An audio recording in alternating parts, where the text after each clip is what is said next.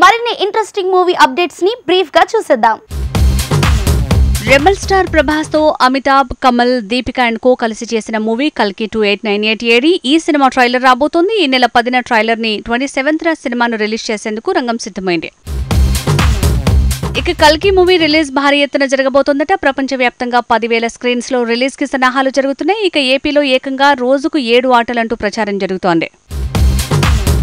Pushpa 2 movie shooting ఇంకా పూర్తి కాలేదు. ఎట్టి పరిస్థితుల్లో ఈ నెలలో షూటింగ్ ని పూర్తి చేయాలనుకుంటోంది ఫిల్మ్ టీమ్. కానీ సేఫ్ సైడ్ గా ఈ నెల వచ్చే నెలలో ఈ మూవీలో నటించే ఏ ఆర్టిస్ట్ అయినా మరో సినిమాకు డేట్లు ఇవ్వకూడదని కండిషన్ పెట్టాడట సుకుమార్. అలా ఈ సినిమాను తొందరగా పూర్తి చేసేందుకు అన్ని రకాలుగా ప్రయత్నిస్తున్నట్టున్నాడు.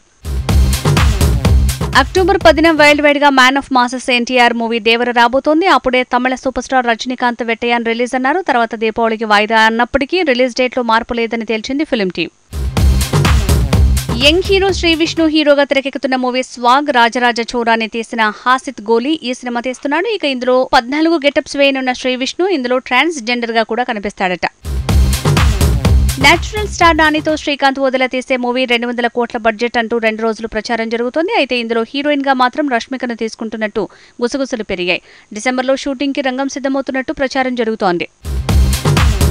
ఏపీలో ఎన్నికల ఫలితాలతో సోషల్ మీడియాలో ట్రోలింగ్ లెక్కలు మారాయి. ప్రభాస్ మద్దతిచ్చిన అభ్యర్థి గెలిచాడు. చరణ్, వరుణ్ మద్దతిచ్చిన పవన్ గెలిచాడు. కానీ బన్నీ మద్దతిచ్చిన నాయకుడు ఓడాడంటూ ట్రోలింగ్స్ పెరిగాయి.